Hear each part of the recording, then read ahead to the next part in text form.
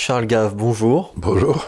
Alors, on refait là une première émission, un nouveau format, dans lequel je vais vous poser des questions, plus ou moins en relation avec l'actualité principalement. Ça peut être après en relation avec des questions de fond, peut-être plus anciennes. On peut retracer des causalités très anciennes à des phénomènes très récents. Par conséquent, dans ces 5 sujets que j'ai sélectionnés pour vous aujourd'hui, voici le premier. Récemment, il y a eu une idée du camp démocrate aux États-Unis pour réformer la Cour suprême. Oui. Alors, je ne sais pas si vous connaissez très bien la teneur de ce projet. Oui. L'idée, c'est d'agrandir le nombre. C'est une idée qu'avait déjà eu Franklin Roosevelt et dans laquelle il avait reculé. Voilà. Donc aujourd'hui, il y a 9 juges à la Cour suprême. L'idée, apparemment, ce serait d'augmenter ce nombre jusqu'à 13. Qu'est-ce que vous pensez de ce projet ? D'abord, il faut savoir que la Cour suprême aux États-Unis a eu 9 juges depuis certainement les années 1830-1840, je crois. Et c'est touché à quelque chose qui est très important dans l'ordre institutionnel américain. Vous avez le pouvoir exécutif, vous avez le pouvoir législatif, le Congrès, et vous avez la justice. La justice, le département de la justice, d'une certaine façon, fait partie du monde exécutif, à l'exception des juges, et le top de la Constitution américaine, du département de la justice, c'est la Cour suprême. Et dans l'idée des législateurs, des pères fondateurs de la République américaine, ces 3 ordres étaient égaux. C'est-à-dire qu'il n'y en avait aucun des 3 qui avait la supériorité sur aucun des 2 autres. Donc ils sont égaux. Ce qui veut dire qu'il peut y avoir des conflits.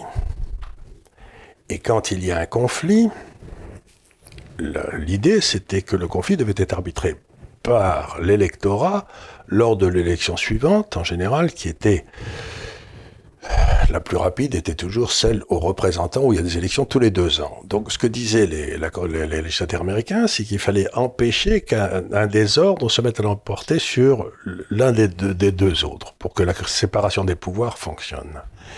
Ce que font les démocrates là, c'est assez simple, c'est de permettre au législatif de prendre le contrôle de la Cour suprême, donc du système de justice. Ce qui est extraordinairement inquiétant, parce que imaginons que dans 2 ans ou dans 1 an bientôt, les républicains l'emportent. À ce moment-là, s'il y a 13 juges à la Cour suprême, ils pourront en nommer 4 de plus 18 et ils se retrouveront en majorité. Donc c'est une histoire de fou. C'est encore une fois une tentative de prendre le pouvoir par un pouvoir contre les 2 autres. Au moins en France, on n'a pas ce problème, parce que la Constitution de la 5e a été tellement mal faite par Michel Debré et De Gaulle, que l'exécutif est totalement dominant sur les 2 autres. Donc on n'a pas ce problème. L'exécutif n'a pas à se fatiguer. Il peut écrabouiller les 2 autres. Les 2 autres n'ont rien à dire. Mais les États-Unis ont été les États-Unis depuis 3 siècles, parce qu'ils ont une constitution qui a été admirablement faite. Et je trouve qu'il faut être quasiment fou intellectuellement pour mettre en danger un ordre qui a fonctionné à la satisfaction générale depuis 3 siècles. Ça montre à la fois le degré de folie et le degré d'incompréhension de ce qu'est une démocratie, c'est-à-dire le respect de l'opinion inverse, des démocrates. Et s'il y a quelque chose qui me surprend aux États-Unis, c'est vraiment... j'ai l'impression que la gauche dans le monde entier, mais aux États-Unis en particulier, est en train de devenir folle. C'est ça, j'ai l'impression que le camp démocrate est devenu complètement hystérique. Et vu que dernièrement Biden a du moins officiellement remporté les élections américaines et qu'il a la plupart des institutions de son côté, il lui manque uniquement la Cour suprême. Pour faire ce qu'il veut. Mais justement, c'est ce que cherchait à empêcher les constituants américains, c'était de dire il faut à aucun moment qu'un parti puisse faire ce qu'il veut, parce qu'à ce moment-là, il peut supprimer la démocratie. Ouais. Et puis, c'est ce qu'ils essayent de faire. Et puis ensuite, du coup, chaque nouvelle majorité peut arriver au pouvoir et dire, bah nous, on va rajouter tel nombre de juges pour de nouveau avoir La majorité. la majorité. Et peut-être que dans 50 ans, on aura 250 juges à la Cour À suprême. la Cour suprême. Et surtout, ils vont essayer d'enlever toute une série de cas qui ne seront plus déterminés par la Cour suprême, mais qui vont essayer de faire traiter par les juges en dessous, sans possibilité d'appel à la Cour suprême. C'est-à-dire qu'à ce moment-là, il suffirait de l'envoyer chez un juge qui a été nommé par M. Obama, et à ce moment-là, bah, ça passera. Donc, c'est une tentative de capture du judiciaire par le législatif, avec l'aide de l'exécutif. Et c'est extraordinairement inquiétant, parce que c'est une tentative de nature totalitaire. Il n'y a pas le moindre doute. La gauche actuelle est en train, à l'évidence, de devenir totalitaire. J'ai un deuxième thème qui se rapporte d'ailleurs toujours aux États-Unis, mais qui peut s'entendre d'ailleurs à une échelle plutôt occidentale, je pense. Dernièrement, une responsable de la chaîne CNN aurait été enregistrée par des républicains qui ne lui auraient pas dit que elle aurait été enregistrée en train de dire que le but de la chaîne, durant les semaines précédant l'élection américaine Durant les 4 ans. Les 4 ans où même Trump durant a les été 4 élu. ans, oui, que l'objectif de la chaîne était tout simplement de faire tomber Trump, que c'était pas d'informer les citoyens. Qu'est-ce que ça dit sur nos médias ? Ça dit beaucoup de choses. Il y a 2 choses qui sont extraordinaires dans cette histoire. D'ailleurs, la première, c'est que je crois que c'était un responsable, c'est pas une responsable, mais un responsable de la chaîne s'est fait enregistrer en disant ça, donc apparemment c'est vrai. Et n'importe quel observateur neutre savait que toutes les grandes chaînes américaines, CNN, ABC, NBS, CNBC, tout ce que vous voulez, ils étaient tous anti-Trump. Je crois qu'il y avait eu à peu près 95% de gens qui avaient voté pour Madame Clinton, et 5% qui avaient voté dans le monde des médias. Et donc les médias se sont transformés. Quand j'étais enfant, vous aviez Walter Cronkite, qui était un grand présentateur américain, et qui se voulait neutre, et qui présentait les nouvelles telles que lui les percevait, pour que les gens puissent se faire une opinion par eux-mêmes, et donner les faits. Donc la quasi-totalité de la presse américaine avait été faite sur un modèle que moi je trouvais très satisfaisant. D'abord, le journaliste exposait les faits, et ensuite il en tirait des conclusions. Mais d'abord, il donnait les faits aux gens qui l'écoutaient. Aujourd'hui, ils se sont tous transformés en apôtres de la vérité, et à la place de vous donner les faits, ils commencent par la condamnation, en quelque sorte. Et ça, là encore une fois, c'est très inquiétant parce que on arrive dans un monde, j'ai souvent dit aux gens ici qui m'écoutent, que je salue d'ailleurs en passage, et n'oubliez pas de vous inscrire à la chaîne parce qu'on est presque à 100 000 et j'oublie toujours de le dire. Donc je le redis, vous inscrivez à la chaîne, on compte sur vous. Mais donc qu'est-ce qui s'est passé? C'est que aux alentours de la fin du XIIe siècle, en France, il y a eu un penseur très connu qui s'appelait Abélard. Vous savez, c'est celui d'Abélard et Héloïse qui a eu quelques malheurs avec et qui était un philosophe et qui a eu beaucoup d'influence. C'était le grand penseur de l'Europe à l'époque, et il disait qu'il y a une grande différence entre le péché et le crime. Le crime, c'est ce qui est prévu par la loi. Ce que disaient les Romains, c'est qu'il n'y a pas de crime s'il n'y a pas de législation interdisant ce crime. Nulla crimen sine lege. Donc il n'y a pas de crime sans la loi. Et de l'autre côté, vous avez le péché qui ressort de la morale individuelle. Et ce que disait Abélard, c'est que le rôle de l'État, de l'Église, c'était pas de condamner le péché, ça c'est du ressort individuel, mais de condamner le crime.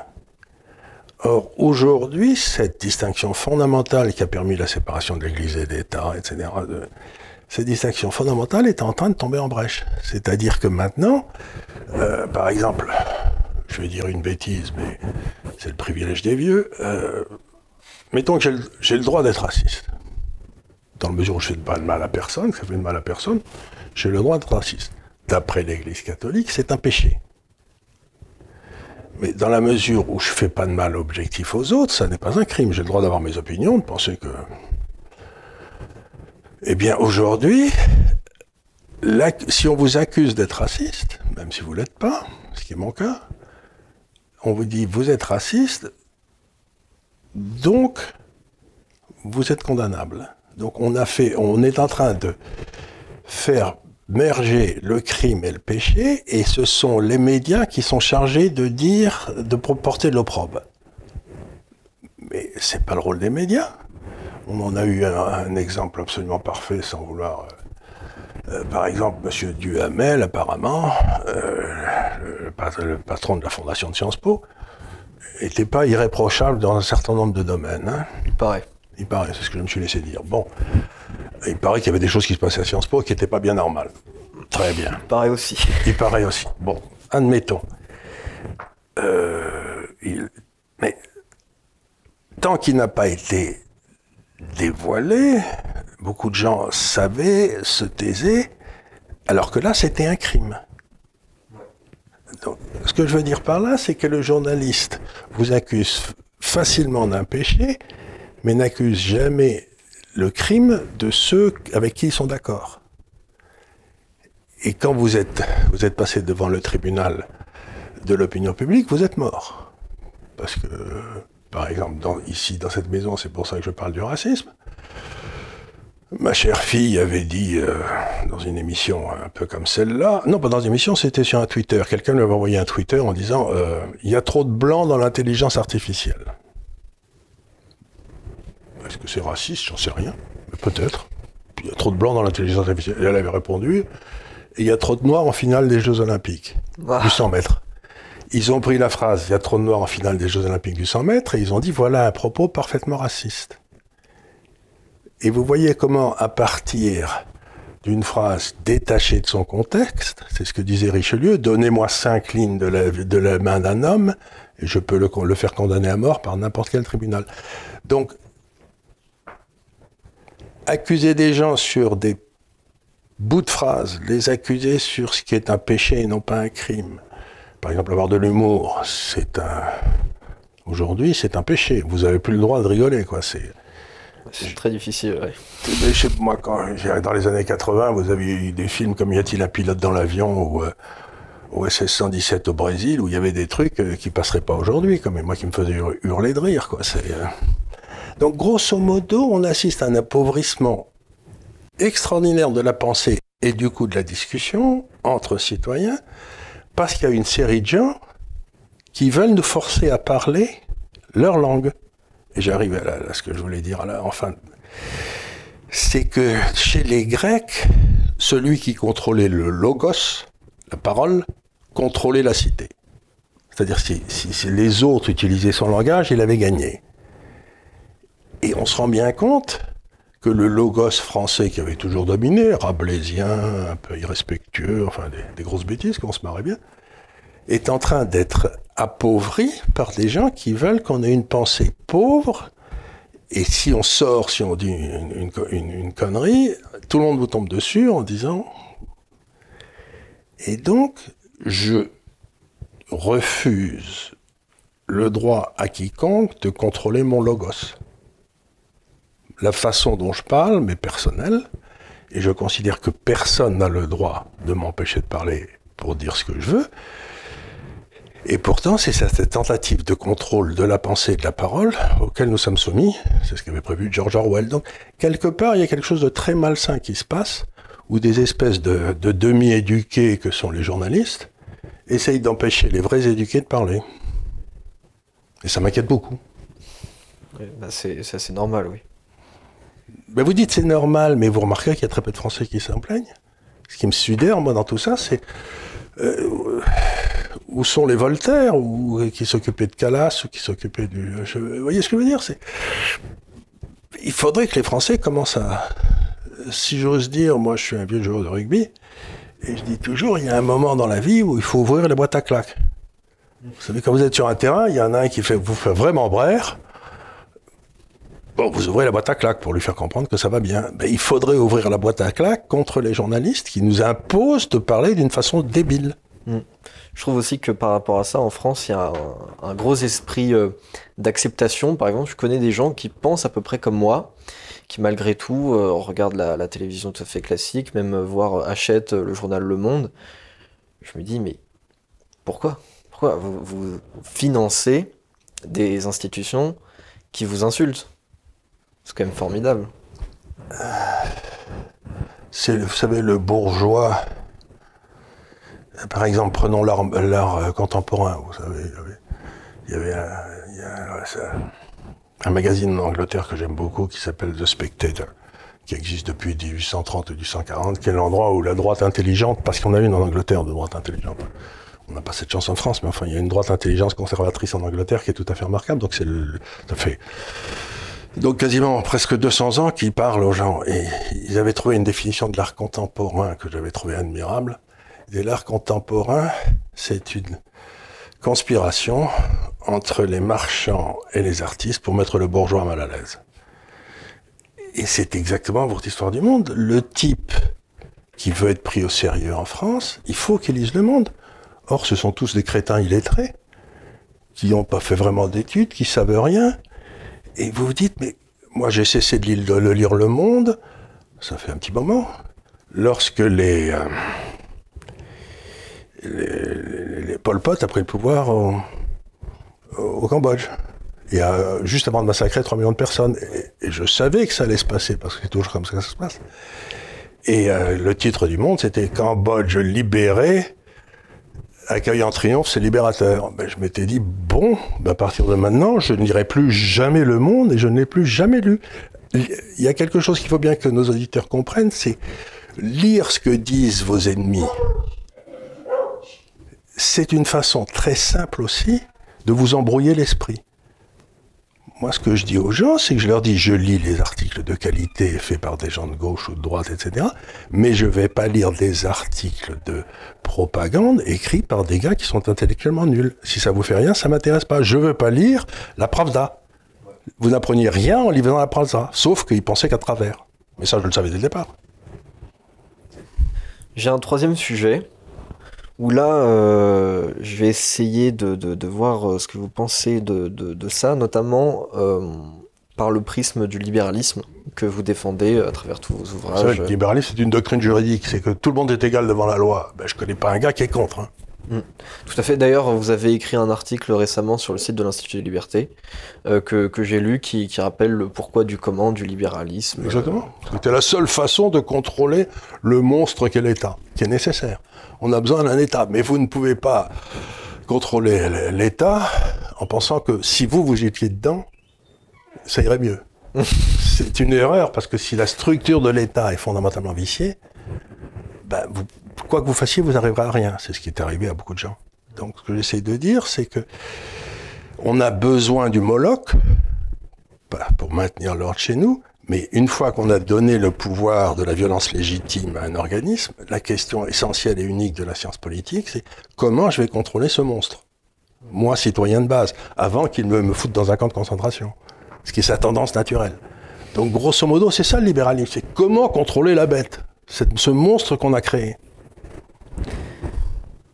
Voilà. Et par rapport à ça, je voudrais vous demander votre avis, parce que récemment, l'Assemblée nationale a relancé le débat sur, alors, on peut appeler ça la fin de vie volontaire, on peut appeler ça l'euthanasie aussi.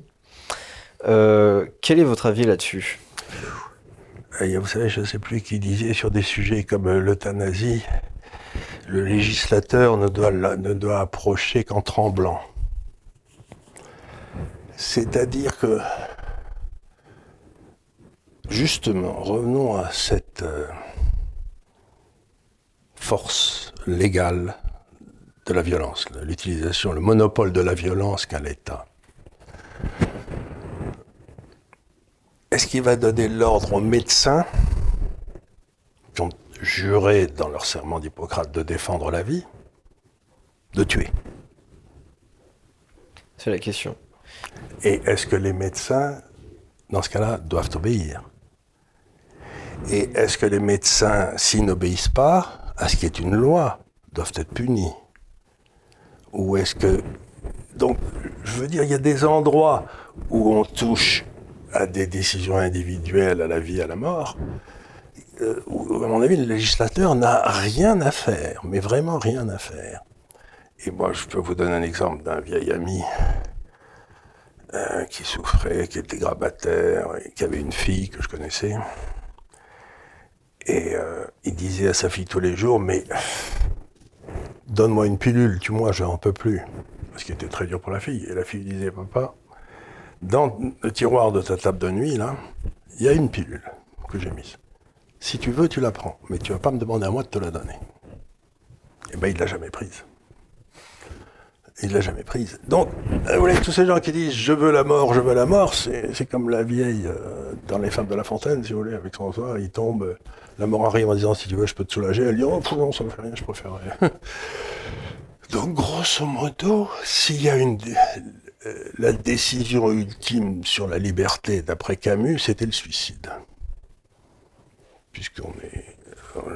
On a le droit de se suicider à tout moment. Si vous trouvez que vraiment la vie vaut pas la peine d'être vécue, on va se suicider.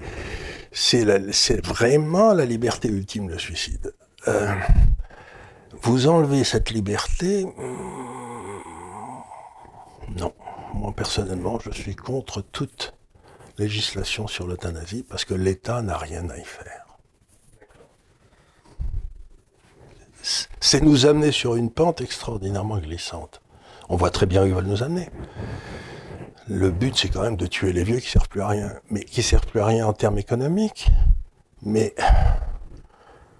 qu'est-ce qui vous permet de penser qu'une grand-mère qui raconte des histoires de son enfance à sa petite fille, quand la petite fille a 6 ou 7 ans, va pas avoir une influence profonde sur cet enfant? Et donc, si la grand-mère est un peu affaiblie et qu'elle a le malheur d'avoir des biens, les enfants vont peut-être décider de le liquider parce que dans le fond, on met du temps à toucher l'héritage.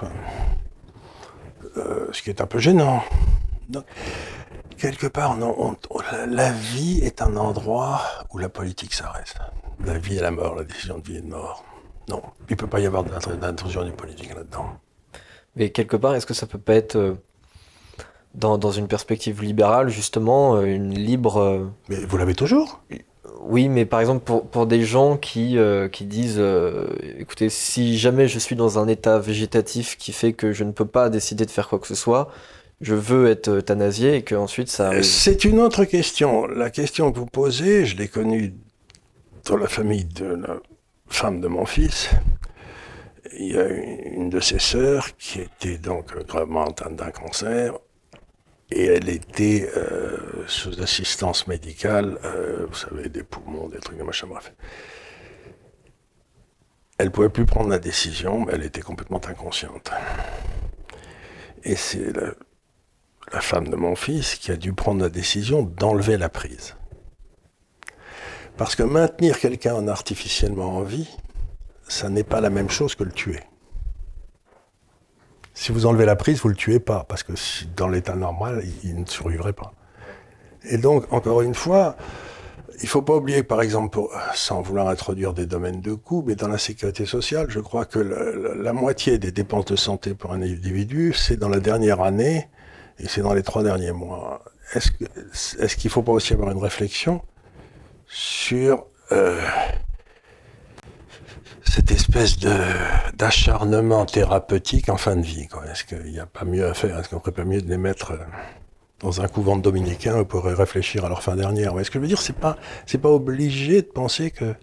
l'acharnement thérapeutique, ça peut amener en effet à quelqu'un enlevant la prise. Mais c'est pas la même chose que l'euthanasie, enfin je pense pas. Je suis contre l'acharnement thérapeutique et contre l'euthanasie. Ouais, c'est-à-dire...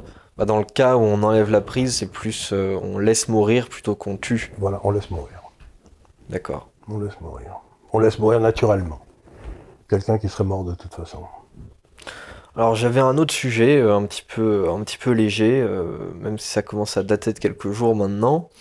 On a eu une affaire. On a le droit de rigoler, hein? Oui, on a le droit de rigoler. On peut se détendre 2 secondes. Faut pas déconner. Surtout après l'euthanasie. Surtout après l'euthanasie, qui est un sujet qui prête assez peu à la rigolade, quoi. Faut dire ce qui est. Donc il y a quelques jours, il y a eu une affaire, d'ailleurs qui a eu énormément de retentissement sur les réseaux sociaux, l'affaire Chalençon. Alors ce brave Pierre-Jean Chalençon qui avait donc un restaurant clandestin qui s'appelle le Palais Vivienne, a été mis en garde à vue avec son chef restaurateur. À la suite donc d'une affaire. L'affaire, c'était tout simplement, il y a eu des dîners clandestins au Palais Vivienne. Et le clou de l'affaire, et ce pourquoi ça a été si important, c'est parce que il y a plusieurs membres du gouvernement qui sont suspectés d'y avoir été. Alors même que justement en ce moment, on est en période de restriction sanitaire, on ne doit pas sortir de chez soi après 19 heures, à plus de 10 km de chez soi, même dans la journée. On ne peut pas Ils dîner. habitaient tous probablement autour dans le 7e ou dans le 8e, vous voyez, donc c'était C'est une possibilité, ils étaient à moins de 10 km, ça, Oui, on va pas leur en vouloir, ça, je pense pas. Ils avaient sans doute pu y aller à pied. Oui. Mais qu'est-ce que vous pensez de cette affaire globalement? C'est quelque chose. Vous savez, un jour, mon père m'a dit, au moment où je commençais à avoir des enfants, il m'a dit, tu sais, c'est pas difficile d'élever des enfants, il faut simplement leur montrer l'exemple. C'est-à-dire, ce que tu fais, et si tu fais bien, ben, ils suivront et ils feront bien. Or là, ce à quoi on arrive en France, c'est à une élite qui fait exactement le contraire, qui dit ce qu'il ne faut pas faire et qui le fait elle-même, quoi. On l'a vu je ne sais pas combien de fois avec... Et ça, normalement, dans un pays un peu plus dur que nous le sommes aujourd'hui, par exemple en Chine, ils se réfugiaient. Les membres du parti qui se font choper dans un truc comme ça, ils sont liquidés tout de suite, quoi, pour eux. C'est ce que disent les Chinois. Pour que le peuple ait confiance, il faut que de temps en temps, on tue certains singes pour faire peur aux lions, quoi. Vous voyez ce que je veux dire? C'est-à-dire, ils ne sont pas des tendres, le Chinois, vous savez. Ils n'ont pas survécu 5000 ans en étant la crème de l'humanité. C'est des grosses brutes. Mais je veux dire par là, c'est que les poissons pourrissent par la tête. Et notre tête aujourd'hui est corrompue comme rarement elle l'a été dans l'histoire. C'est-à-dire que... Et donc, ils n'ont aucune légitimité à nous donner des ordres. Quand j'étais jeune, si vous voulez, mettons que je fasse mon service militaire, si un bijard qui avait crapahuté de l'Indochine à l'Algérie, ou etc., me donnait un ordre... tout le monde le suivait gaiement parce que, d'abord, il valait mieux. Et puis ensuite, il avait la légitimité pour donner cet ordre. Maintenant, M. Macron, qui me donne un ordre, je me dis, mais de quel droit me donne-t-il un ordre? Il n'a pas la stature morale pour me donner un ordre. Il ne remplit pas le costume du président de la République. Donc on est dans un vrai et énorme problème de légitimité. Et la question qui m'intéresse beaucoup, c'est que, et ça je n'ai aucune information, je ne peux pas dire si c'est vrai, mais il y a des rumeurs qui courent Paris, parce que bien entendu, ce genre de trucs émanent des rumeurs. Est-ce que le ministre de la Justice actuel a été à ces dîners ou pas? Il paraîtrait, c'est pas officiel, mais pas comment vérifié, c'est pas officiel? mais... Il y a des photos qui ont été prises. Pourquoi, il y a des photos, pourquoi ces photos ne sortent-elles pas? Pourquoi sortent-elles pour des personnages sans aucun intérêt? Mais pourquoi, s'il y a un très gros poisson qui était là-dedans, dans ce cas-là, le ministre de la Justice, 1, devrait donner sa démission, et 2, devrait être rayé de l'ordre des avocats. Et c'est la moindre des choses. On peut rebondir aussi sur... Je dis pas qu'il y a été, je dis qu'il y a des rumeurs, oui, hein, c'est tout. Oui. On peut rebondir d'ailleurs aussi sur le rôle des journalistes, parce que certains journalistes doivent avoir des informations là-dessus, et visiblement elles ne sont pas divulguées. Et donc, une fois de plus, on protège ceux qui vous payent. Moi, vous savez, c'est ce que me disait un journaliste que j'aime beaucoup, qui s'appelle André Berkoff à Sud Radio. Il dit, il y a 2 sortes de journalistes aujourd'hui, les journalistes honnêtes et ceux qui ont un boulot. Mais vous ne trouvez pas que c'est effrayant? Ouais. C'est effrayant. Aujourd'hui, on a beaucoup de journalistes qui ont des boulots, mais... peut-être trop même. Peut-être trop, et en tout cas pas les bons, quoi. On les a rarement entendus dire non. C'est donc... Vraiment, c'est une... Quand une classe dirigeante devient immorale, non éthique, la révolution n'est pas loin. Il va falloir les pendre. C'est une bonne conclusion, je pense. Dernier sujet. Aujourd'hui, on est le 15 avril. Il y a 2 ans, jour pour jour, brûlait Notre-Dame. Et la première version du pourquoi du comment de l'incendie, c'était qu'il y avait une cigarette apparemment qui s'était mal éteinte. Depuis, sur des poutres de 700 ans. Oui, il paraîtrait. Depuis, on n'a pas eu de résultats concrets de quelque enquête. Vous êtes surpris ça? Non, pas vraiment. Surtout qu'une semaine avant, ils essayaient de brûler Saint-Sulpice, et puis il y avait une cathédrale qui avait brûlé ailleurs. Donc le coup de faire brûler des églises, en général, on sait d'où ça vient, non? Bah en tout cas, officiellement, c'est pas dit. Ou alors vraiment c'est une cigarette, auquel cas ça me surprendrait quand même. Mais ce qui est certain, c'est que ça laisse quand même libre cours à énormément de théories que les gens peuvent se faire eux-mêmes. Ben, c'est toujours pareil, quand les gens n'ont plus confiance. Vous savez, c'était Chesterton qui disait, quand les gens ne croient plus en Dieu, c'est pas qu'ils croient plus en rien, c'est qu'ils croient en n'importe quoi. Et aujourd'hui, c'est ce qui est en train de se passer. Comme on ne croit plus dans les médias, on ne croit plus dans le pouvoir politique, comme arbitre du bien commun, etc., les gens se mettent à croire n'importe quoi. Vous avez un nombre de cinglés profonds sur le net qui ont des... j'ai écrit sur le net, j'ai eu des émissions sur le net, et vous n'imaginez pas le nombre de trucs que je reçois où on m'explique que... il y a des satanistes, il y a des... Bref, on me dit des trucs absolument affolants. La vraie cause de tous nos malheurs, c'est le diable, ce dont je suis parfaitement convaincu d'ailleurs. Le diable est en effet présent, existant, et il cherche à nous faire du mal, ça va de soi, mais il n'y a pas un stand où genre qu'il a marqué diable, rentrez ici. Vous voyez ce que je veux dire? C'est à l'intérieur de nous, même, qu'à chaque fois, le diable... Pour moi, cette espèce de... c'est ce que disait Jean-Paul II, cette espèce de relativisme moral permet à tous les vrais criminels d'échapper. Parce que les journalistes font plus leur boulot, les juges ne font plus leur boulot, les pauvres policiers essaient de continuer à faire leur boulot, mais c'est pas de la tarte. Et à partir du moment où, je sais pas si je l'ai déjà dit ici ou pas, mais vous savez, s'il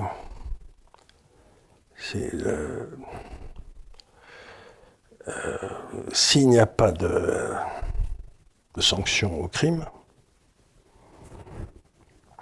ben c'est comme d'essayer de prêcher la foi chrétienne sans en faire. Ça se vend mal, quoi. Il faut... Donc, quelque part, j'ai l'impression qu'il y a toute une série de gens qui se sont affranchis du crime en contrôlant le ministère de la Justice, les juges, ce qui leur permet de commettre des crimes impunément. Mais ça reste des crimes, et personne n'en parle, et la société en pourrit.